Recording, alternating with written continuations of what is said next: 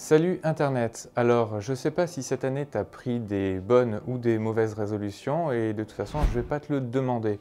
Par contre, si tu veux devenir séduisant ou si tu as l'intention d'améliorer ta vie amoureuse, on va voir ça dans cette vidéo.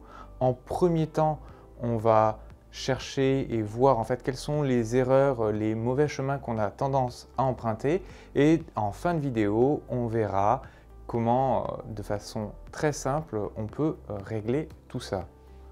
En 1, le syndrome que j'ai nommé le syndrome de la zapette, oui, c'est-à-dire faire tous tes petits critères qui n'est pas un bon truc.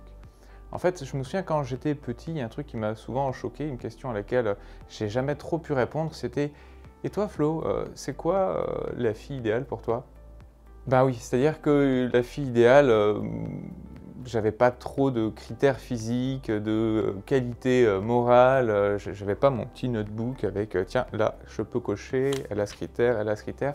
J'ai jamais trop compris ça. Et je vais te partager une expérience, alors t'es pas obligé de faire la même chose. Par contre, la réflexion qui en a découlé, à mon avis, elle est intéressante et tu peux y réfléchir toi aussi. Un soir, j'étais gamin et j'étais dans mon lit et j'ai perdu tous mes sens un par un. C'est-à-dire que je voyais plus, j'avais plus la sensation du toucher, etc., etc.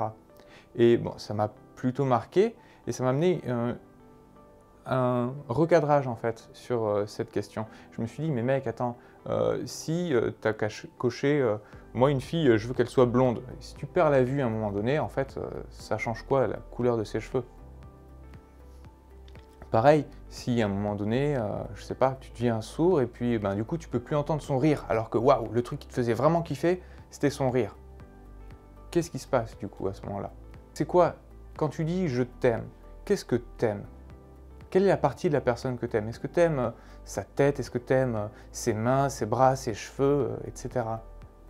Du coup, la première erreur, c'est ça en fait, c'est d'avoir un petit calendrier, comme si tu allais faire tes courses. Alors, il me faut ça, il me faut ça, il me faut ça. Et souvent, en plus, au-delà de passer à côté de diverses occasions, parce qu'elles ne rentrent pas dans les cases dans lesquelles tu t'es limité, tu cherches quelque chose qui n'existe pas. Et ça nous amène au deuxième point, la prise de conscience. Pourquoi je cherche? Et d'ailleurs, je cherche quoi? La vie, c'est fait pour être à deux. On dirait un slogan de nos années. Alors pourquoi? Pourquoi? Parce que tu connais très certainement ces repas de famille où ton cousin, ta cousine revient avec son nouveau chéri, sa nouvelle chérie, et toi t'y allais tout seul, pas bon, et ta mamie qui fait « Hé, regarde, il est pas bien lui en couple, hein? Quand est-ce que tu nous ramènes quelqu'un toi ?» Super, merci mamie. Alors moi déjà, je le vivais mal d'arriver tout seul, du coup c'est encore mieux. Ou alors encore, autre exemple. Tu vas faire tes courses, tu pousses tranquille ton caddie, pépère, et tu veux chercher à manger. Tu regardes, tu as donc le package normal, donc pour 2. Tu as à côté le package familial, donc pour 4, 5. Hein, et tu as le package pour célibataire qui, en parlant, est au même prix que le tarif familial. Du coup, tu comprends bien que là, il y a un problème. La vie, c'est pas fait pour être tout seul. On fait des offres spéciales pour les gens tout seuls. Le tarif de base, c'est à 2. T'as compris? Cherche quelqu'un. Oui, en plus, ça tombe bien parce que toi, tout seul, tu t'aimes pas trop. Hein. Puis quand t'es chez toi, tu t'ennuies. Tu te dis bien que à deux, ça doit être mieux. Puis, depuis qu'il n'y a plus maman qui te réveille le matin en te faisant un petit bisou sur le front et en te préparant ton chocolat chaud, tu sens bien au fond de ton cœur qu'il manque quelque chose. Et c'est là où on rentre dans la phase 3. La phase 3, la phase de la dépendance. Oui, parce que tu cherches par monts et par vents, convaincu que l'amour est ce qu'il te faut pour te sauver. Et oui, il faut que quelqu'un vienne t'embrasser pour te transformer de petit crapaud en prince. Qu'enfin tu puisses devenir toi-même. Et là, du coup, tu acceptes n'importe qui, tant qu'on t'embrasse hein, et que tu puisses devenir toi. Oui, parce que tu as un peu le flip. Tu sais pas trop, t'as entendu parler genre de l'âme sœur. Alors d'un côté tu dis c'est bien parce que au moins s'il y en a qu'une, ça peut expliquer le temps que je mets à rester tout seul. Hein. D'un autre côté, ça te fait flipper un petit peu. Tu te dis waouh, mais s'il y en a qu'une et que jamais on se rencontrait, je vais finir mangé par mes chats. Et du coup, vraiment, n'importe qui, sauvez-moi, s'il vous plaît. Et en fait, c'est bien là que tout cloche, parce que ça ne marche pas comme ça.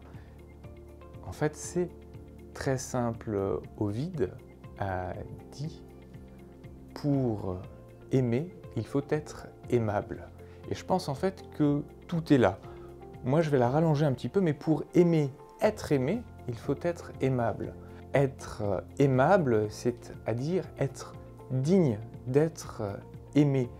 Et pour être digne d'être aimé, il y a une première chose, un premier prérequis en fait, c'est d'apprendre à t'aimer toi tout seul en fait. C'est-à-dire que si tu t'aimes toi tout seul, tu arrêteras de quémander, tu seras plus en recherche de combler un vide et tu seras en quelque sorte autosuffisant.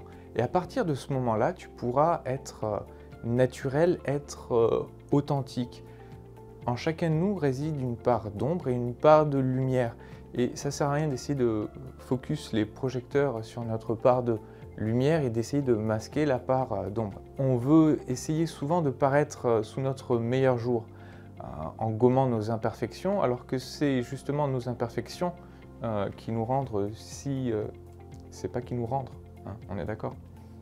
Vous soyez vous-même, c'est pas en cherchant à gommer nos imperfections, en essayant d'être la meilleure version de nous-mêmes, celle qui est 100% parfaite, qu'on est séduisant. Quand tu te retournes parce que tu marches dans la rue, il y a quelqu'un que tu trouves pas spécialement beau, mais il y a une espèce de truc, je sais pas, je sais pas justement, c'est ça, c'est qu'il assume pleinement toutes ses imperfections. Donc voilà, c'est très facile à dire, je le sais, mais beaucoup plus à faire. Néanmoins, c'est le chemin à emprunter pour devenir plus séduisant ou pour améliorer sa situation de couple. Cherchez à devenir vous-même, à vous accepter tel que vous êtes. Voilà Internet, je te dis au mois prochain, ciao.